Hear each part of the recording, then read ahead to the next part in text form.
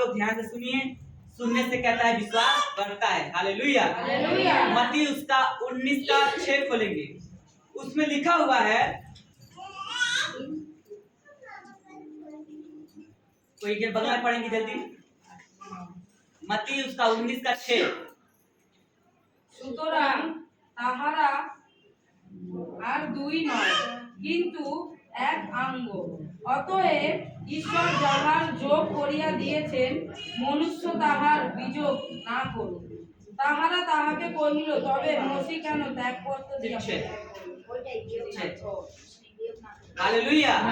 यहाँ पर ध्यान से हम लोग पढ़ेंगे 19 मत्ती उसका 19 का 6 में लिखा हुआ साफ साफ कि जिसे परमेश्वर ने जोड़ा है, क्या क्या है, एक पति है और एक पत्नी है, जिसे परमेश्वर ने जोड़ा है उसे कोई अलग ना करे। हालेलुया। परमेश्वर ने क्या किया है, पति और पत्नी को जोड़ा है, क्या किया है, एक किया है, उसे कोई अलग ना करे। क्यों? क्योंकि परमेश्वर ने जोड़ा है। परमेश्वर जोड़ना जानता है और शैतान तोड़ना जानता है। आज डिवोर्स हो रहा है, आज पति पत्नी के बीच गलत फहमी आ रहा है। क्यों? क्योंकि शैतान उसके बीच में काम कर रहा है और काम करने का मौका दे रहा है, इसीलिए वो काम कर रहा है और पति पत्नी का रिश्ता को तोड़ने की कोशिश कर रहा है। पर परमेश्वर ने क्या किया है, पति पत्नी के रिश्ता को जोड़ा है, उसे कोई अलग ना करे और कोई भी अलग नहीं कर सकता। हालेलुया। शादी क्या है पता है? शादी एक वाचा है। वाचा में समझते हैं? वाचा का मतलब होता है रिलेशन। वाचा का मतलब होता है मरना, अपने स्वार्थ के लिए मर जाना। वाचा का मतलब होता है अपने, हिंदी समझ पा रहे हैं? यस। ऐसा कोई नहीं है कि जो मैं हिंदी बोल रहा हूँ नहीं समझ पा रहे, या पूरा बंगला है इसके का हिंदी नहीं समझ पा रहे, ऐसा नहीं है ना। परमेश्वर महिमा हो, नहीं समझ पाइएगा आप बोलिएगा, लास्ट में मैं बंगला बताऊंगा, ठीक है। शादी क्या है? शादी एक वाचा है। कैसा वाचा है? वाचा मतलब होता है अपने स्वार्थ के लिए मर जाना, अपने स्वार्थ के लिए मर जाना। जब तक अपने आप को नहीं मारेंगे तब तक क्या होगा, वाचा पूरा नहीं हो पाएगा। जैसे मान के चलिए कि मैं हूं, मेरा शादी हो गया, मैं अपने आप को नहीं मार रहा हूं, मैं अपना पति को क्या बोलूंगा, अपना पत्नी को सबसे क्या बोलूंगा, मैं हूं, मैं ये करूंगा, मैं वो करूंगा। लेकिन जब अपने आप को मारते हैं तो क्या बोलेंगे हम लोग? जब दोनों जन एक संग बातचीत करेंगे, एक सही डिसीजन होगा, उस पर चलेंगे, उसमें क्या होगा, दोनों जन आनंद के साथ उस मार्ग पे आगे बढ़ पाएंगे। जिस प्रकार देखा जाए, अगर हम लोग जब बपतिस्मा लेते हैं ना, तो उसमें क्या करते, बपतिस्मा लेते मतलब अपने आप को मारते हैं, तब परमेश्वर के साथ जीवित हो पाते हैं। जब तक आप अपने आप को नहीं मारेंगे तब तक परमेश्वर के राज में जीवित नहीं हो पाएंगे। उसी प्रकार जब हम दोनों का जब शादी होता है, जब पति और पत्नी का शादी होता है, तो एक वाचा में हम लोग क्या होते, एक हो जाते, एक वाचा में, बंधन में, एक पवित्र बंधन में एक हो जाते हैं। हालेलुया। परमेश्वर की महिमा हो। और दोनों को मरना पड़ता है, सिर्फ ऐसा नहीं सिर्फ पति को वाचा में बांधा जाता है, पति और पत्नी दोनों को वाचा में, शादी के बंधन में बांधा जाता है। हालेलुया। एक वाइफ, एक एग्जांपल देते, एक वाइफ एक पेड़ के समान है। एक वाइफ क्या है, एक पेड़ के समान है। जब एक शादी होता है तो पति का पूरा दायित्व होता है अपने पत्नी का देखभाल करना, पूरा दायित्व होता है, और पत्नी का भी दायित्व होता है अपना पति से प्रेम करना। हालेलुया। जब तक अगर सिर्फ पेड़ लगा दिए तो पेड़ क्या होगा, सूख जाएगा या टेढ़ा हो जाएगा या मर जाएगा। पेड़ एक एग्जांपल है पेड़ का, तो पेड़ लगाने से नहीं होता है, पेड़ लगाने पर पानी देना पड़ता है, उसका पोषण देना पड़ता है, उसको ख्याल रखना पड़ता है। जब वो पेड़ बड़ा हो जाएगा तो क्या देता है, पर वो पेड़ फल लेके आता है। कैसा फल, स्वादिष्ट फल लेके आता है। उसी प्रकार एक पति पत्नी का रिश्ता भी एक पेड़ का समान है। दोनों को संभाल के उस रिश्ता को बना के चलना पड़ता है।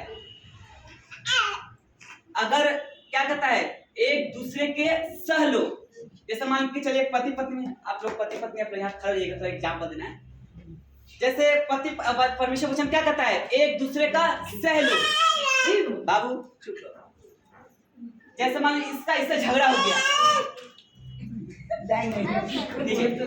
मान के चलिए इसका इससे झगड़ा हो गया, तो क्या होना पड़ेगा, इसको नम्र होना पड़ेगा, झुकना पड़ेगा। इसका गलती नहीं है, फिर भी झुकना पड़ेगा। अगर झुक जाएगा तो क्या होगा, रिश्ता और मजबूत हो जाएगा। बाद में सोचेगा नहीं, गलती तो मैंने किया, फिर भी मेरा वाइफ क्या किया, उससे माफी मांग रहा है, इससे गलती हो गया, इस भैया से गलती हो गया, लेकिन माफी मांग रही है। रिश्ता एक दूसरे को सहने से बनता है। अगर ये बोलेगा कि नहीं हम ही सही है, झुकेंगे नहीं, हालेलुया, अगर बोलेगा झुकेगा नहीं तो क्या होगा, उसका पीठ इस तरफ हो जाएगा, उसका पीठ इस तरफ हो जाएगा, और बीच में कौन काम करेगा, शैतान काम करना शुरू कर देगा। कैसा काम करेगा, देख तरह पत्नी का कुछ तो चल रहा है मन में, कुछ तो दाल में काला है, शैतान ऐसे ही डालने शुरू कर देगा, और क्या होगा, इन दोनों के बीच में दूरी आना शुरू हो जाएगा।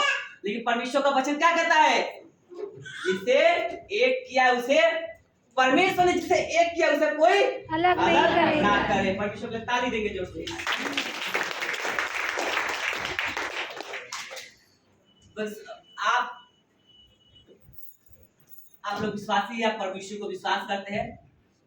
पति लोग को बोल रहे हैं, यहाँ बहुत कम पति आया है, हम पति लोग को बोल रहे हैं, खासकर आपको शिष्य बनाना है। किसको, अपने पत्नी को। परमेश्वर ने आपका पत्नी इसलिए दिया है ताकि आप अपने पत्नी को क्या बनाए, शिष्य बनाए। पहला आपका काम यही है, अपने पत्नी को शिष्य बनाना है। जो आप प्रभु यीशु के बारे में जानते हैं, उसका अंदर वो चीज डालना है।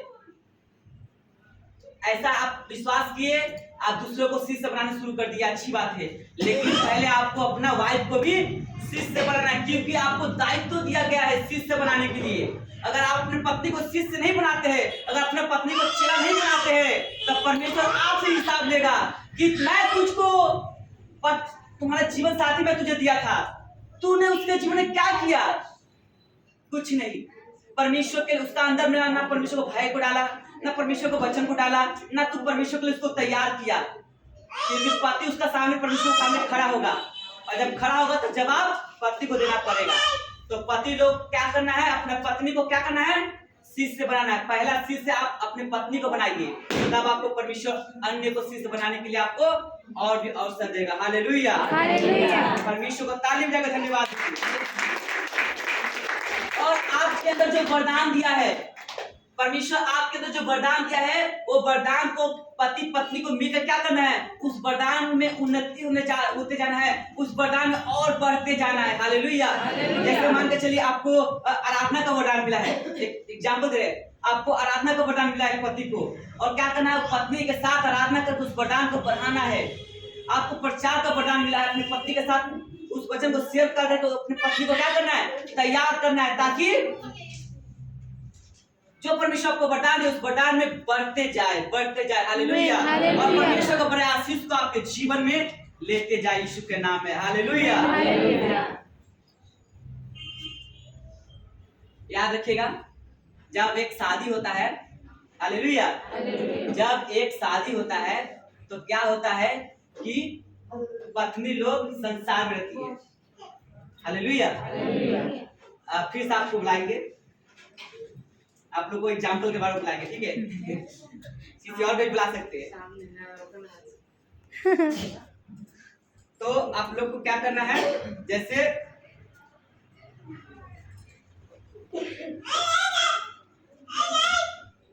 आप लोग मिले कब, 20 साल बाद मिले हैं। हालेलुया। ध्यान से सुनेंगे, ए बाबू बात नहीं, थोड़ा बाहर घुमा के लेके बिस्कुट गिरा दो ताकि आवाज ना करे। जैसे मान के चलिए पति है और एक पत्नी है, ये दोनों कब मिला, 20 साल बाद। इसको नहीं समझ पा रहा है, इसको नहीं समझ पा रहा है, होता है ये नहीं। जब इसको नहीं समझ पा रहा, इसको नहीं समझ पा रहा है, तो क्या होता है, बहुत बड़ा झगड़ा होने लगता है। तो पति का दायित्व तो बनता है कि इसके अंदर जो बुराई है उसको धीरे धीरे धीरे धीरे बाहर निकाल देना है। समझ पा रहे? पति का दायित्व है कि पत्नी के अंदर जो बुराई है, जो गंदा आदत, मतलब गंदा स्वभाव है, जो आपको पसंद नहीं है, आपको फैमिली को पसंद नहीं है, उसको धीरे धीरे निकालना है। जैसे मान के चलिए एग्जाम्पल दे रहे हैं, आपका घर में आप चाय बनाए, बर्तन हो गया नीचे काला, बर्तन का नीचे क्या जाता है, काला जाता है, तो आप क्या बर्तन को फेंक देंगे? नहीं ना, उसको क्या करेंगे, मांजते रहेंगे, मांजते रहेंगे, मांजते रहेंगे, तब क्या हो जाएगा, चकाचक हो जाएगा। उसी प्रकार एक पति का दायित्व होता है पत्नी के जीवन में कि उसको प्यार से सिखाएंगे, समझाएंगे और उसके अंदर से उस बुरी चीजों को निकालते रहेंगे। हालेलुया। बर्तन को जैसे आप धीरे धीरे साफ करते हैं, उस काला स्थान को जब काला हो जाता है बर्तन, अच्छा से आराम से साफ करते हैं, उसी प्रकार पत्नी का अंदर से भी धीरे धीरे उस चीज को निकालना है। हालेलुया। क्योंकि पत्नी जो थी पहले संसार में थी और संसार में रहने के कारण उसका अंदर बहुत सारा स्वभाव ऐसा ऐसा आ जाता है जो मसीह में अच्छा नहीं है।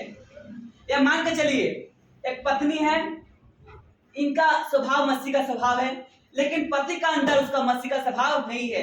तब पत्नी का दायित्व होता है जैसे बर्तन आस्ते आस्ते मांजती है और काला को निकालती है, काली को निकालती है, उसी प्रकार पति के अंदर से बुराई को धीरे धीरे क्या करेंगे, निकालेंगे। हालेलुया। यानी कि जोर जोर से मांज के पूरा बर्तन को खराब कर देंगे। अगर इसको जोर जोर से मांजने लगेगा, मतलब समझ पा रहे ना, झगड़ा करने लगेगा, तो कभी भी बर्तन साफ होगा लेकिन क्या होगा, दाग पड़ जाएगा। तो उस दाग को नहीं लेना है, साफ को लेना है। हालेलुया। परमेश्वर इसको धन्यवाद दीजिए, ताली बजाकर परमेश्वर को धन्यवाद दीजिए, क्योंकि परमेश्वर महान है और उसकी योजना बहुत बड़ी है। और पति पत्नी अपने जीवन का बोझ प्रत्येक दिन परमेश्वर को ऊपर दीजिए। ए मेरे पिता, मेरे ऊपर जो बोझ है, मेरे जीवन का जो बोझ है, वो मैं आपके कंधे के ऊपर देता हूँ, आप इसे आशीष कीजिए और इस बोझ को आप लीजिए। हालेलुया। परमेश्वर का इच्छा को डालना है, पति पत्नी के अंदर में परमेश्वर की इच्छा को क्या करना है, डालना है। और एक दिन क्या हुआ था,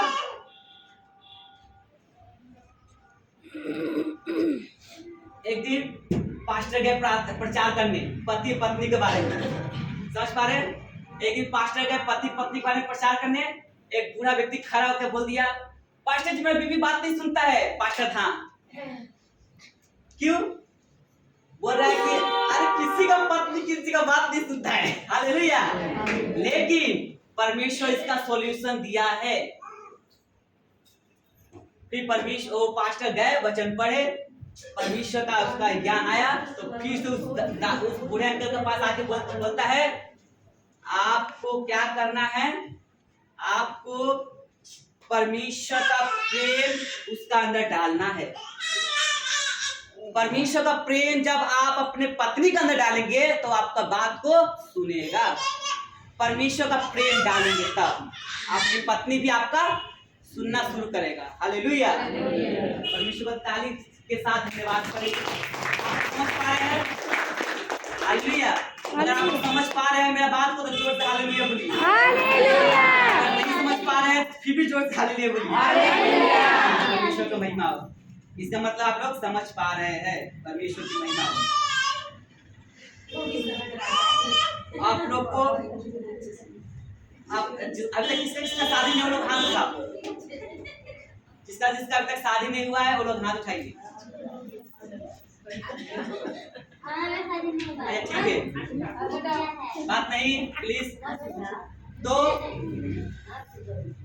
आप लोग जब वचन पढ़ेंगे यूहन्ना 10:10, वहां पर क्या लिखा है, चोर आया चोरी करने, घात करने, हत्या करने, और यीशु आया जीवन देने, अनंत काल का जीवन देने। हालेलुया।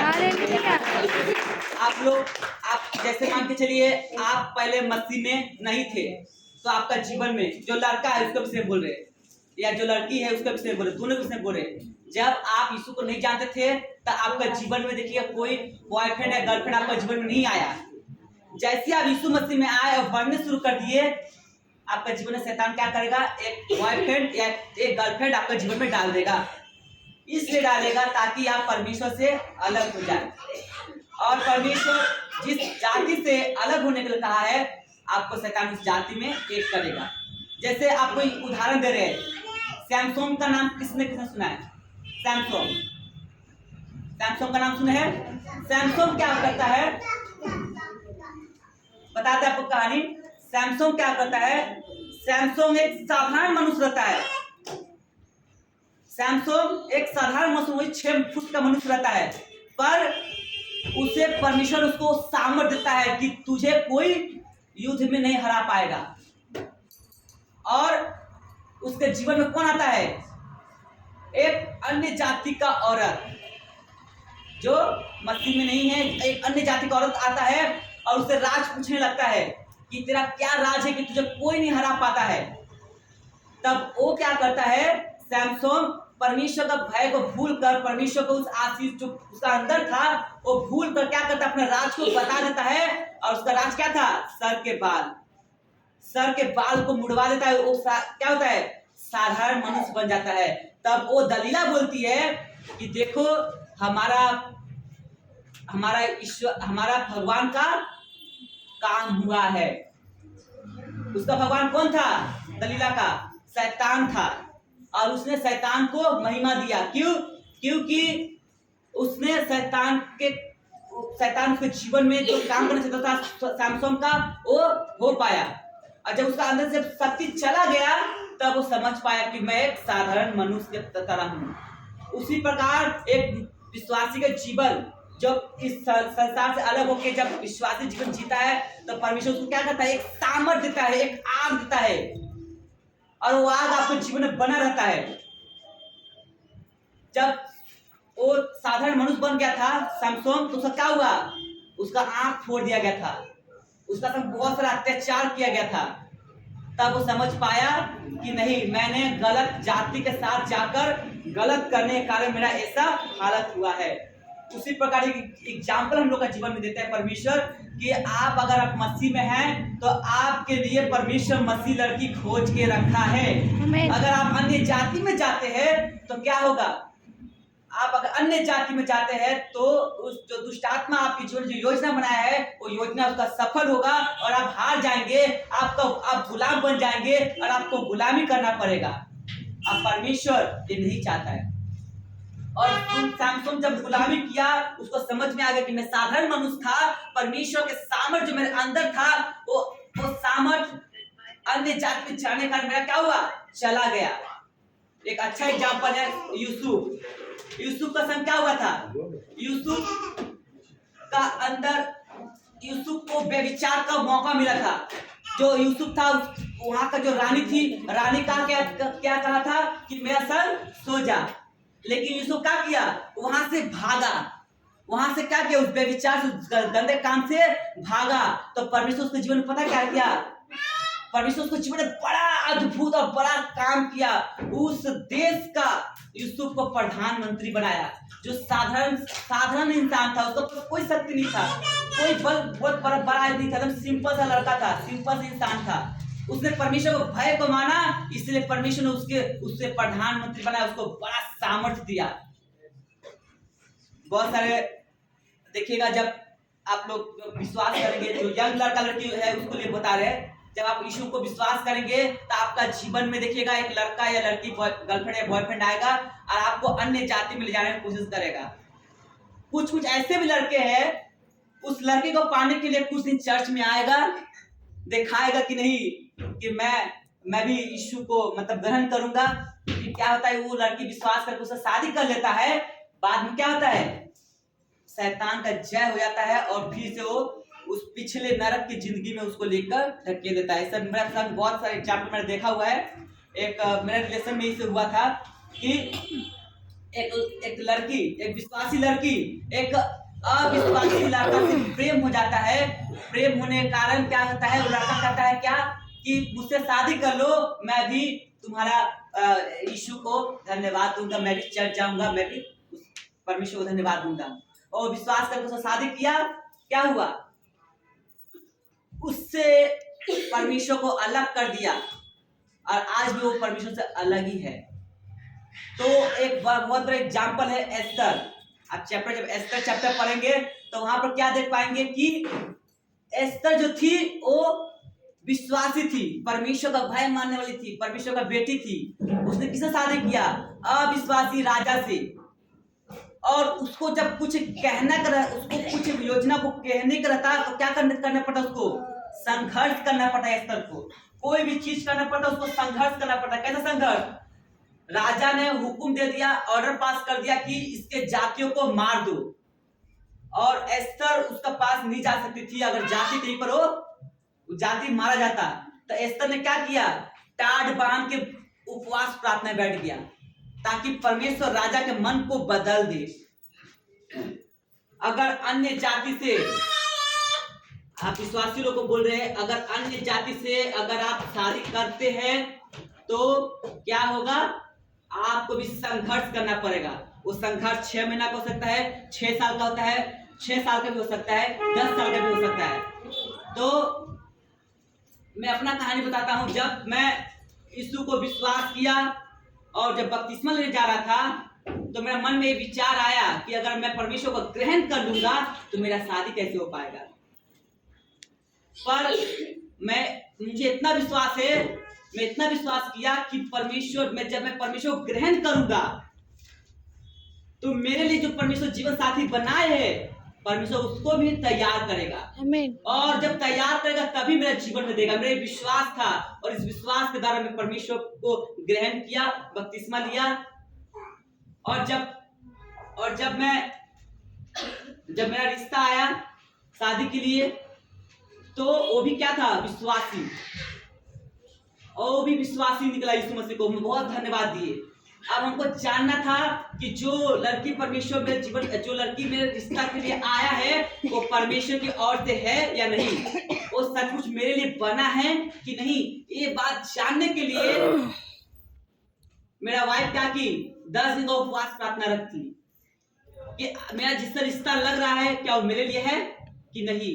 अगर मेरे लिए है तो रिश्ता आगे बढ़े, अगर मेरे लिए नहीं है तो आज ही रिश्ता टूट जाए। 10 दिन का उपवास प्रार्थना करने शुरू कर दी और मैं भी 3 दिन का उपवास प्रार्थना शुरू कर दिया कि जो मेरे लिए है कि नहीं, इसे जानने के लिए। तो परमेश्वर ने वचन के द्वारा बताया कि ये तुम्हारे लिए ही बना है, मैं तुम दोनों को एक किया है। Hallelujah, hallelujah. और जो बहुत धन्यवाद करते हैं, जब ये वचन मिला तो हम इस रिश्ता को परमेश्वर ने आगे बढ़ाया और जो भी कमी घटी था परमेश्वर ने पूरा किया। उसी प्रकार विश्वास कीजिए, जब आप परमेश्वर को ग्रहण किए हैं, विश्वास किए हैं, तो आपके लिए परमेश्वर बहुत ही सुंदर जीवन साथी रखे है। आपको हड़बड़ नहीं करना है। कोई भी देखते आपको नहीं, ऐसा नहीं लगना चाहिए कि मेरे लिए है मेरा जीवन साथी, नहीं। उसके लिए परमेश्वर का हाथ में सौंप दीजिए, परमेश्वर का काम करने दीजिए। समय आएगा परमेश्वर आपको प्रकट करेगा कि हाँ ये तुम्हारे लिए है कि नहीं है। हालेलुया। अब मैं आपको बताना चाहता हूँ कुछ। आप जैसे मान के चलिए आपके बच्चे हैं, पहले परमेश्वर को जोर से ताली देकर धन्यवाद करेंगे। परमेश्वर ने बहुत सुंदर जीवन साथी दिया है, जो मेरे लिए है परमेश्वर ने वही दिया है, सबसे परफेक्ट दिया है। इसलिए परमेश्वर को जोर से ताली दीजिए। आपके जो बच्चे हैं, हालेलुया, आपके जो बच्चे हैं, आपके अगर बच्चे नहीं हैं, ठीक है, या बच्चे हैं आपके, तो याद रखिए आप माता पिता आपका बच्चों का पहला बाइबल है।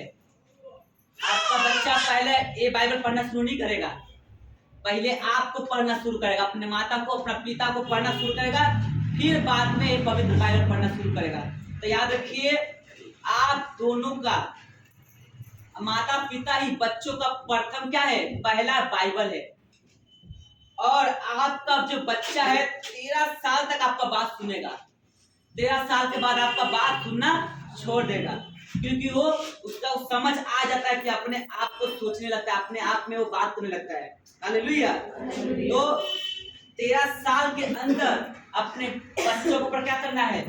अपने बच्चों के ऊपर काम करना है, परमेश्वर का भय डालना है, परमेश्वर का वचन को डालना है, परमेश्वर का क्या करना है? परमेश्वर का प्रेम उसके अंदर डालना है, उसको सिखाना है कि अपने माता पिता का आदर करना है, बड़ों का सम्मान करना है। हर एक बात उन बच्चों के अंदर डालना है। कब तक? 13 साल तक। 13 साल के बाद उसको छोड़ दीजिए, वो ऑटोमेटिक वो समझ पाएगा कि मेरे अंदर क्या है, और आप उसका अंदर परमेश्वर का भय दिखाई देगा, परमेश्वर का प्रेम उसके अंदर दिखाई देगा। आपको 13 साल तक अपने बच्चों का जीवन में क्या करना है? सिखाना है, पढ़ाना है और परमेश्वर का भय को डालना है। हालेलुया, जोर से बोलिए हालेलुया, हालेलुया, हालेलुया बोलिए। पिता, ध्यान से लेगा, पिता, पुत्र और पवित्र आत्मा क्या है? एक है। ध्यान समझिएगा, पिता, पुत्र, पवित्र आत्मा एक है। क्या है? एक है। ठीक है,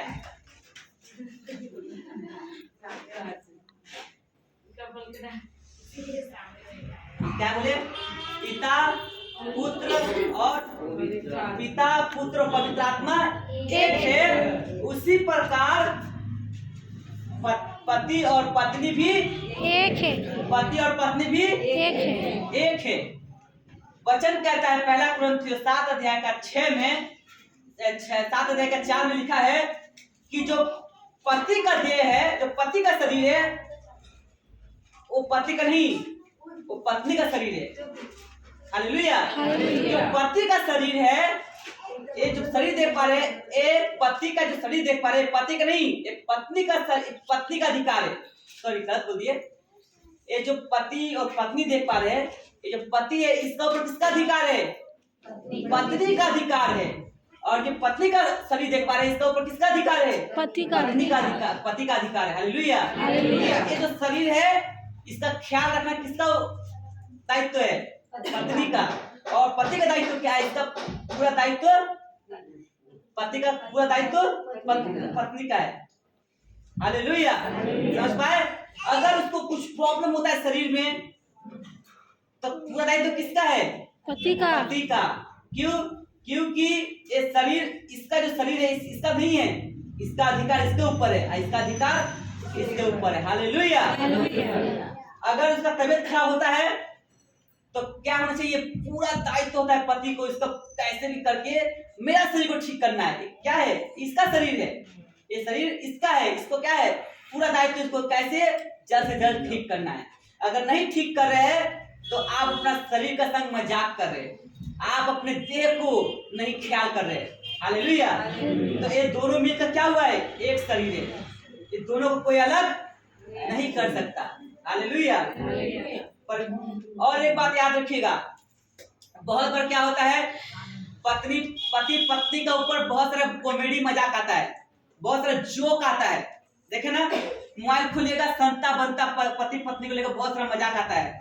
पति को लेकर ऐसा मजाक, पत्नी को लेकर ऐसा मजाक, लेकिन परमेश्वर इससे मना करता है। क्यों? पति पत्नी का ही रिश्ता सबसे सर्वश्रेष्ठ उत्तम रिश्ता है, सबसे पवित्र रिश्ता है। अगर पति पत्नी का रिश्ता को अगर कोई मजाक बनाता है, तो परमेश्वर उसके जीवन में जो योजना दिया है, जो प्लानिंग दिया है, परमेश्वर का जो बड़ा योजना है, वो योजना पूरी नहीं हो पाता है। तो अगर पति पत्नी का अगर कोई मजाक बनाता है, तो उस मजाक से हट जाइए। अगर आप दोनों कोई मजाक बनाता है, तो आपको मजाक बनाने नहीं देना है। क्योंकि बोले परमेश्वर मुझे आशीषित किया है, मुझे ब्लेस किया है। हालेलुया। और जब पति पत्नी का जब आप मजाक नहीं बनाएंगे या कोई नहीं बनाएगा, समझ पा रहे, तो परमेश्वर का जो बड़ा योजना है वो पूरा होगा। हालेलुया। बहुत बार ऐसा होता है कि अगर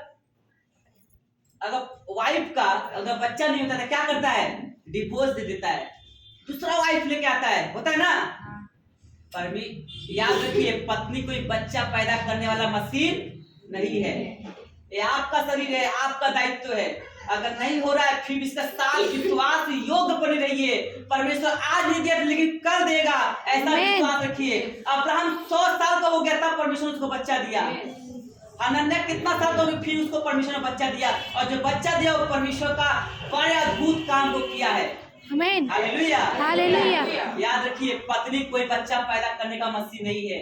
पति पत्नी एक, पति और पत्नी एक शरीर है, हस्बैंड वाइफ एक शरीर है, इन दोनों को मिलकर रहना है। अगर पति पत्नी के बीच में अगर कोई भी लड़की या लड़का आता है तो याद रखिए वो शैतान की ओर से है, उसे डांट के भगाइए, उसको एकदम पूरा अधिकार से भगाइए, क्योंकि इन दोनों का बीच में कोई आता है तो मनुष्य वो कोई ईश्वर की इच्छा से नहीं आता है, वो शैतान की योजना से, शैतान की इच्छा से आता है। उससे आपको डांटना है, भगाना है, क्योंकि पति और पत्नी का रिश्ता ये एकमात्र पवित्र रिश्ता है। हालेलुया। हालेलुया।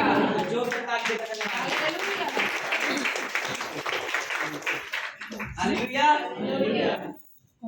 सचमुच परमेश्वर को बहुत धन्यवाद करते हैं, क्योंकि परमेश्वर ने जब पति और पत्नी एक होगा उसका शब्द भी एक होगा। जब पति पत्नी एक होगा उसका शब्द एक होगा, उसका विचार एक होगा, और उसका उठना बैठना। हालेलुया। हालेलुया। समझ पा रहे हैं? समझ पा रहे हैं? यस। अगर समझ पा रहे तो हाथ उठाइए। चाचा नहीं समझ पा रहे इसलिए हाथ ऐसे जोर से बोले हालेलुया। और एक बार जोर से बोले हालेलुया। परमेश्वर बहुत धन्यवाद करते हैं कि आप लोग परमेश्वर का उस आशीष को प्राप्त कर रहे हैं। हालेलुया। हालेलुया। अगर पति और पत्नी एक बात पर सहमत ना हो, ए बाबू बात नहीं, अगर पति और पत्नी अगर एक बात पर सहमत ना हो, पति जाएगा इस रास्ते में, पत्नी जाएगा इस रास्ते में, जाएगा कि नहीं?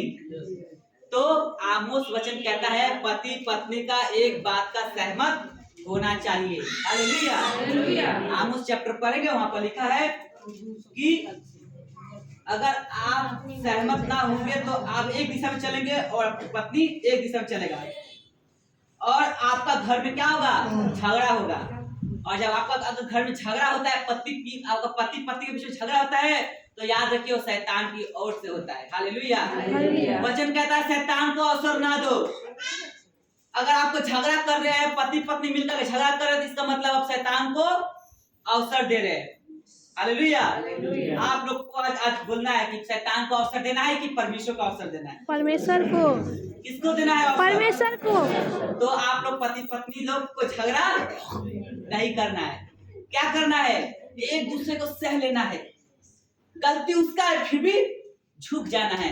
अगर झुकने से रिश्ता बनता है तो मैं झुकने के लिए तैयार हूँ। हालेलुया। परमेश्वर को बहुत धन्यवाद दीजिए। मलाकी 2 अध्याय का 15 में लिखा है विश्वासी विवाह को परमेश्वर आशीष करता है। किसको आशीष करता है? विश्वासी विवाह को, जो परमेश्वर में है, दोनों परमेश्वर में है, उस रिश्ता को परमेश्वर बहुत आशीष करते हैं। विश्वास कीजिए, उस रिश्ता में स्वयं प्रभु यीशु मसीह आते हैं आशीष करने के लिए। आमीन। उस पति पत्नी का रिश्ता को आशीष करने के लिए स्वयं प्रभु यीशु मसीह आते हैं। नीति वचन 22 का 6 में लिखा है प्रभु का मार्ग सिखाना है। पति पत्नी को क्या करना है? पति को क्या करना है? अपने पत्नी को प्रभु का मार्ग सिखाना है। हालेलुया। हालेलुया। बहुत बार होता है क्या, शादी से पहले बहुत कुछ मेरा जो बॉयफ्रेंड है बहुत अच्छा है, बहुत अच्छा है, बहुत अच्छा है, होता है ना। शादी होने के बाद क्या होता है? अरे मेरा शादी करके जीवन बर्बाद हो गया। क्या सोचे थे, क्या निकला? इतना बड़ा गिफ्ट सोचे थे, इतना छोटा गिफ्ट निकला। लेकिन क्या करता है? इसलिए डायरेक्ट एक कहावत है, प्यार अंधा होता है और शादी आंख खोल देता है। लेकिन याद रखिए, अगर आपका शादी हुआ है तो कोई मजाक नहीं हुआ है, वो परमेश्वर का योजना से वो शादी हुआ है। पति पत्नी का रिश्ता को सम्मान करना है, इज्जत देना है, और परमेश्वर का भय मानते हुए अपना पूरा प्यार अपने पत्नी को देना है, और पत्नी का दायित्व होता है पूरा प्रेम अपना पति को देना है। बीच में किसी को आने नहीं देना है। जब एक पति पत्नी के बीच में बहुत गहरा प्यार रहेगा शैतान को प्रॉब्लम बहुत बहुत होगा, हालेलुया। और वही प्रॉब्लम लोग को शैतान को देना है यीशु के नाम में, हालेलुया। अगर आपके बच्चे हैं, आप परमेश्वर का भय उनके अंदर डालते हैं, तो आपके बच्चे आपके लिए परमेश्वर को धन्यवाद देगा कि मैं धन्यवाद करता हूँ, मेरे माता पिता इतना सुंदर और अच्छे ये है, हालेलुया। परमेश्वर सचमुच बहुत महान है। आप लोग को आदर करना है। जो पत्नी है अपना पति का आदर करना है, और पत्नी को अपना पति का आदर करना है, और पति को अपना पत्नी का आदर करना है, आदर देना है, हालेलुया। रोमियो उसका 12 अध्याय का 10 में लिखा है, हमें एक दूसरे को आदर देना है। क्या लिखा है? रोमियो 10 के 12 में लिखा है, हमें एक दूसरे को क्या करना है? आदर देना है। जैसे बहुत बार क्या होता है कि क्रोध आता है, पति पत्नी के बीच में अगर क्रोध आता है, अगर उसको हम आदर देंगे तो क्रोध क्या होता है? शांत हो जाता है, हालेलुया। होता है ऐसा बहुत बार, पति पत्नी के बीच झगड़ा रहता है तो बहुत क्रोध आता है, लेकिन उस समय क्या करना है? उसको आदर देना है, और हमेशा हमेशा आदर देना है। इफिसियों 5 का 33 में लिखा है, पौलुस कहता है, प्यार करेंगे तो सब उसमें आ जाता है। अगर प्यार करेंगे तो उसमें सब कुछ आ जाता है। अगर आपकी पति में कुछ बुराई है तो वो भी आप भूल जाएंगे। अगर आपको पति के बीच में कुछ, अगर पति को कुछ गलत कर दिया है तो अगर अपने पति से प्यार करेंगे तो भी आप भूल जाएंगे, हालेलुया। हालेलुया। परमेश्वर का महिमा हो। प्यार करने का और एक तरीका है, आदर करने का और एक तरीका है। कैसे पता है? अधीन रह के। क्या बोले? आदर करने का और एक तरीका है, कैसे? अधीन रह के। अधीन कैसे? कि मैं अपना पत्नी को कहना है कि मैं अपना पति का अधीन हूँ। पत्नी को क्या कहना है? कि मैं अपने पति का अधीन हूँ। जैसे मान के चलिए लाल लाइट दिया है, लाल लाइट देकर क्या करना है? गाड़ी को रोकना है। अगर लाल लाइट दिया हुआ है, रास्ता पार कर दिया तो क्या हो जाएगा? सिग्नल को तोड़ देंगे और कानून का उल्लंघन कर देंगे। उसी प्रकार जब आपका पति बोल रहा है ऐसा नहीं करना है, गलत है, अगर पत्नी फिर उसी करती है तो क्या करता है?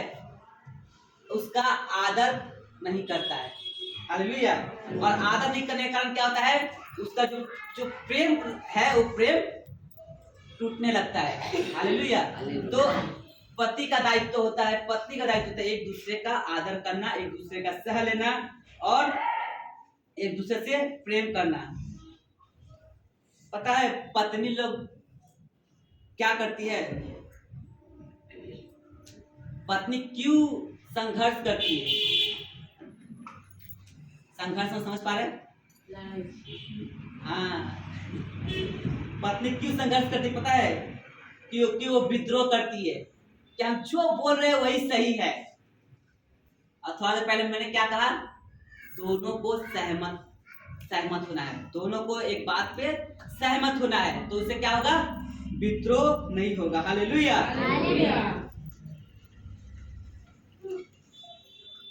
और दोनों को, पति पत्नी को क्या होना चाहिए? नम्र होना पड़ेगा, नम्र होना पड़ेगा। अगर पति और पत्नी नम्र होता है तब परमेश्वर उस रिश्ता को क्या करता है? परमेश्वर उस रिश्ता को अनुग्रह करता है। क्या करता है? अनुग्रह करता है, बढ़ाता है। जैसे आप जब YouTube खोलेंगे तो वहां देखेंगे पास्टर लोग को, बहुत सारे मैं पास्टर को लोग को देख रहा हूँ, अपना पत्नी को लेकर सेवा कर रहा है, और उसका पत्नी भी परमेश्वर को बहुत अच्छा सेवा कर रहा है। क्यों? क्योंकि परमेश्वर का भय को उसका अंदर है, परमेश्वर का वचन उसके अंदर है। वो पास्टर है, जो पास्टर अपना वाइफ को क्या किया? पहला शिष्य बनाया है, उसको तैयार कर रहा है, परमेश्वर को भय को दे रहा है, परमेश्वर को प्रेम को दे रहा है, परमेश्वर को वचन को दे रहा है, और ये दोनों मिलकर प्रार्थना कर रहा है, तो परमेश्वर उस रिश्ता को बहुत आगे बढ़ा रहा है और दोनों को व्यवहार कर रहा है। बहुत सारे पास्टरों में देख रहा हूँ, हालेलुया। और ऐसा करना भी चाहिए क्योंकि दोनों मिलकर हालेलुया।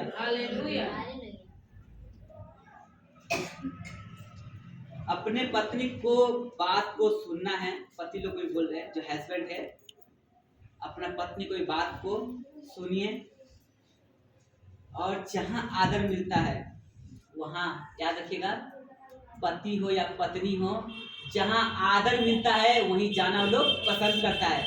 आप लोग एक मैसेज देखे होंगे, कुंभ का मेला में एक पति भाग गया है, कुंभ का मेला में क्या बन गया है, साधु बन गया है।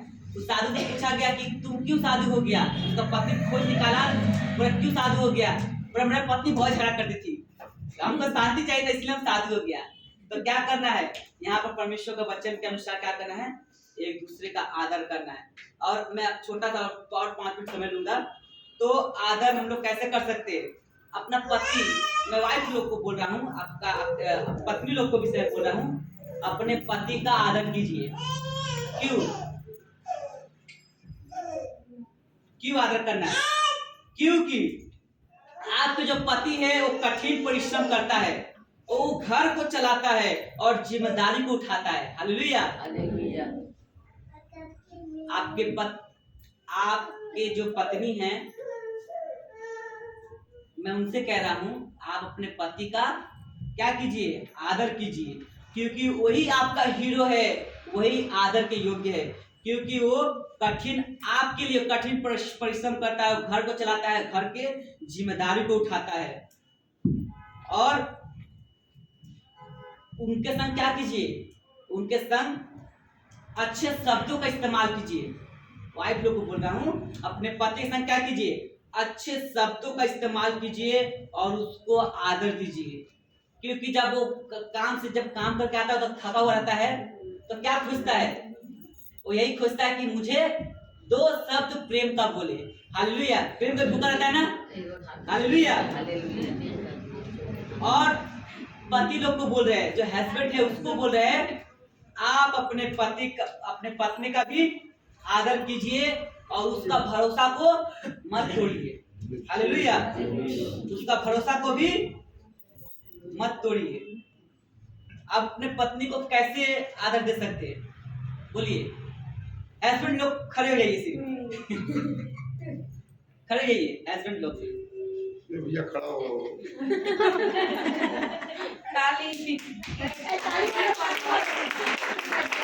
बोलिए, आप अपने पत्नी को कैसे आदर दे सकते हैं,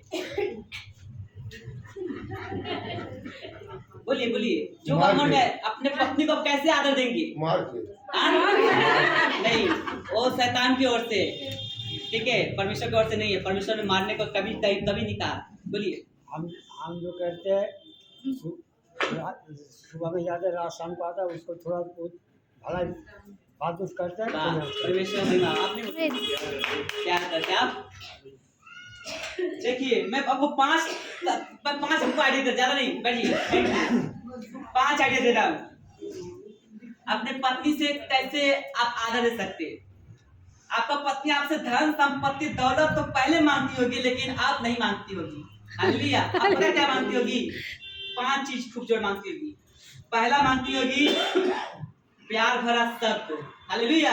पहला क्या मांगती है, प्यार भरा शब्द मांगती होगी। दूसरा गिफ्ट, उसका मन में चाहता होगा कि मेरा पति कुछ गिफ्ट लेके आएगा। अगर आप अपने पत्नी के साथ अच्छा व्यवहार करेंगे, अगर झूठ मूठ कभी तारीफ कर देंगे ना, तो आज के लिए अपनी पत्नी बहुत खुशी जाएगी। जितना भी थकी होगी ना, भूल जाएगी, कितना काम, कितना थरिया माजब, कितना बर्तन माजब, भूल जाएगी। लेकिन 2 प्यार का शब्द बोली, सब कुछ भूल के आपको भी प्यार करने लगी। हालेलुया। दूसरा है गिफ्ट। अगर आप उसको छोटा सा गिफ्ट दीजिएगा, उसमें आपको देखिएगा बहुत खुश हो जाएगी। और तीसरा है सेवा, अपना पत्नी का भी सेवा करना है। हालेलुया। ऐसा नहीं कि मैं अपना सिर्फ पत्नी से सेवा लूंगा, नहीं, पत्नी को भी सेवा देना है, सेवा करना है। चौथा है समय देना है। अपने पत्नी को क्या करना है, समय देना है, उनके पास बैठना है, उनसे बातचीत करना है, क्या चाहिए, क्या दुख, क्या तकलीफ है, उससे जानना है। हालेलुया। अगर परमेश्वर देखेगा, आप दोनों के बीच में बहुत स्ट्रॉन्ग प्रेम बना रहेगा। अगर बहुत बुरा चिंता लड़की भी आएगी ना आपके पास, अगर आपका वाइफ काला भी होगी ना, तो उसका सामने फीका लगेगी, तो बुरा चिंता लड़की भी फीका लगेगी। क्यों? वो जो प्रेम है ना आपका पति पत्नी के बीच में, उसको कोई हरा नहीं सकता। हालेलुया। और लास्ट है स्पर्श, टच। टच भी करने से पति पत्नी में एक अच्छा प्रेम बना रहता है। हालेलुया। हालेलुया। आइए हम लोग शेयर करेंगे, हम लोग शेयर